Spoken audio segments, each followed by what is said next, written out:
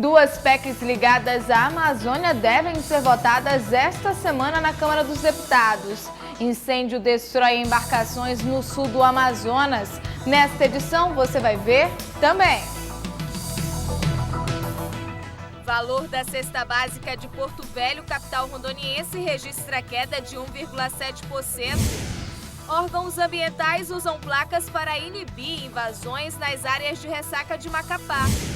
Atenção, concurseiros! Secretaria de Saúde do Acre vai realizar certame para provimento de 1.000 vagas.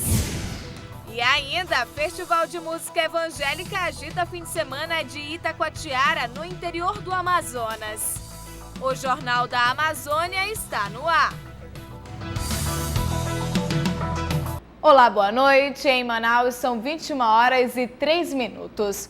O sol deu lugar à chuva nesta segunda-feira na capital amazonense. O tempo fechado causou tombamento de duas árvores na área central da capital, mas ninguém se feriu.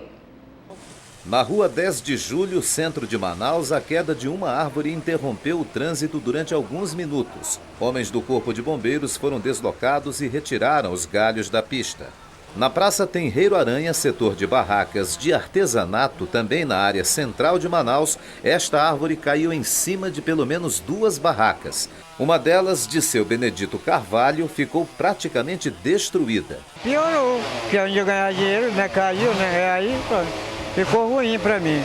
Só a barraca para fazer, mudar ele, vai ser R$1.000 que eles cobram.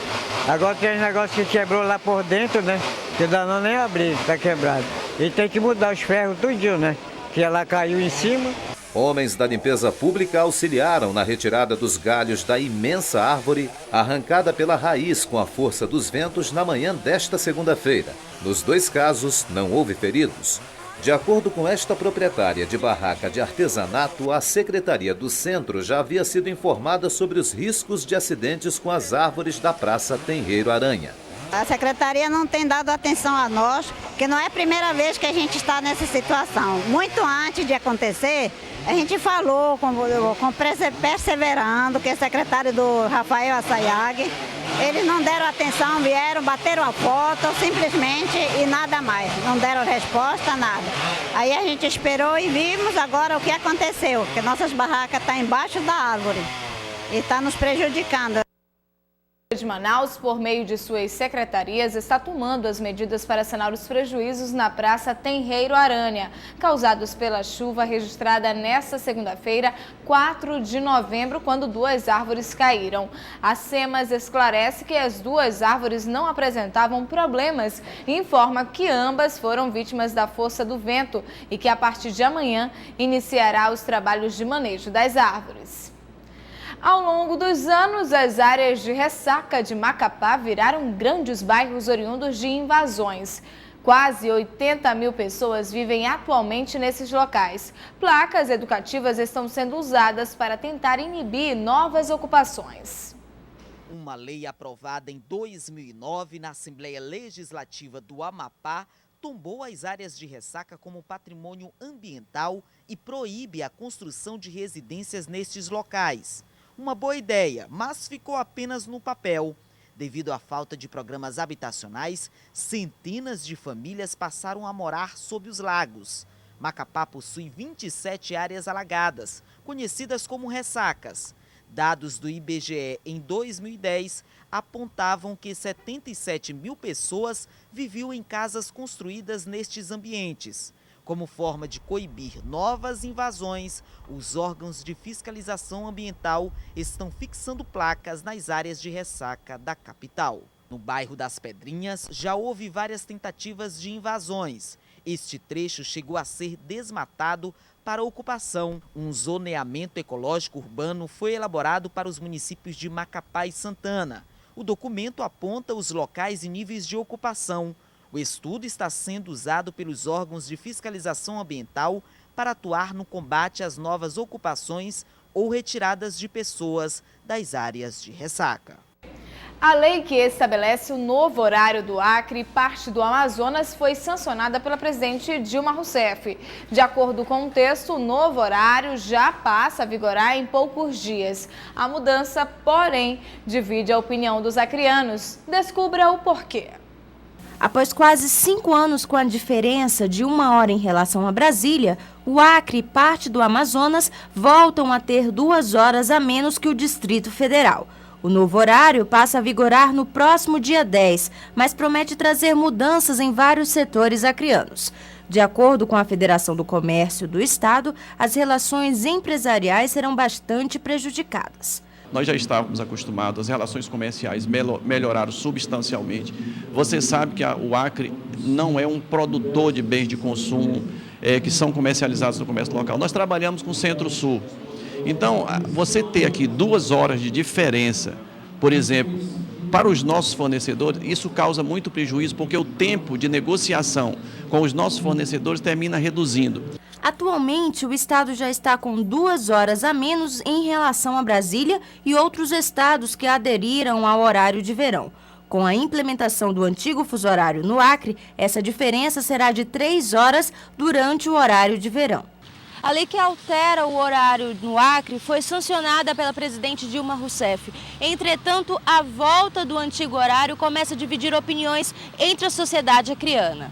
Eu sou a favor do antigo horário, porque era o horário já que era atual e agora quiseram ir contra a gente, o horário que a gente votou.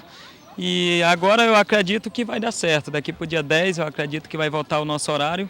Particularmente sou contra, porque já faz um tempo que a gente ia um horário antigo e teve horário novo. A partir desse momento, todo mundo se acostumou a esse novo horário e ter que regular novamente o nosso horário para passar isso de novo vai ser muito difícil. Vamos mudar de assunto e falar de economia. Uma pesquisa apontou que o 13º salário deve movimentar a economia no estado do Amazonas em até 1,7 bilhões de reais.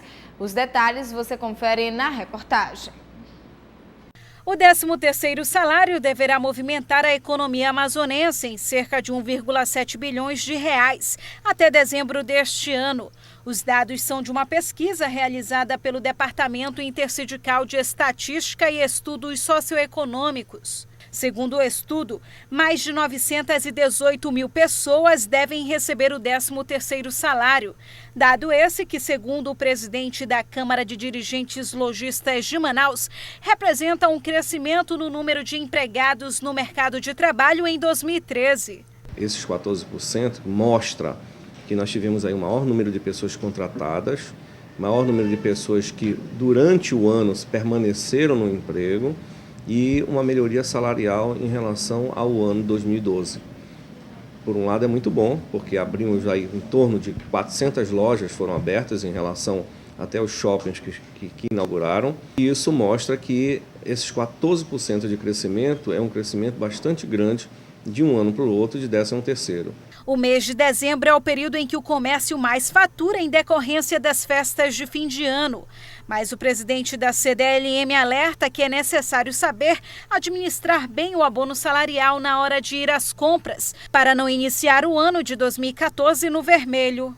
Não fique com dívidas acima de 30% do seu salário. Então, 30% é o limite que você deve fazer qualquer dívida.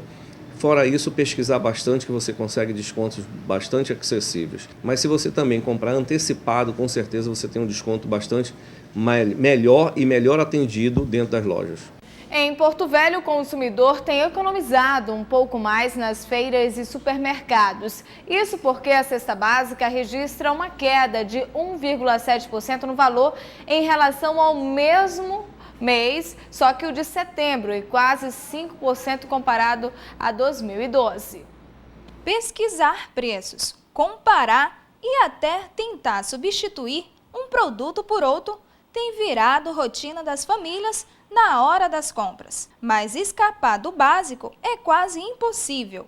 Arroz, feijão, carne, pão e outros itens considerados primordiais e que fazem parte da cesta básica, representam a maior parte das compras. A boa notícia é que eles começaram a cair. Segundo pesquisa feita pelo Programa de Educação Tutorial da Universidade Federal de Rondônia, de 12 produtos pesquisados, 6 registraram aumento, entre eles 2 itens do café da manhã.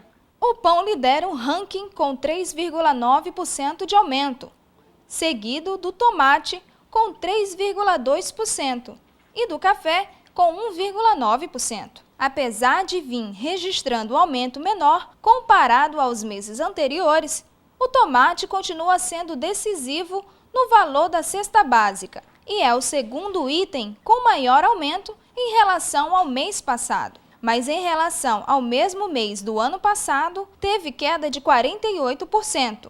Alguns dos produtos que ajudaram essa queda foram o tomate, por exemplo, a carne e o óleo de soja. O tomate caiu quase 50% em relação ao ano passado, então isso fez com que a cesta básica estivesse mais barata esse ano.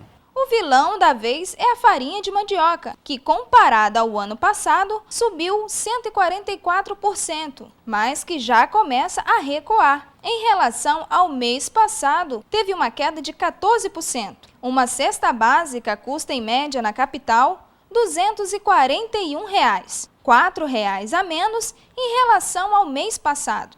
É uma tendência nacional, mas que não deve se manter. Esse aumento ele acontece devido à questão de safra.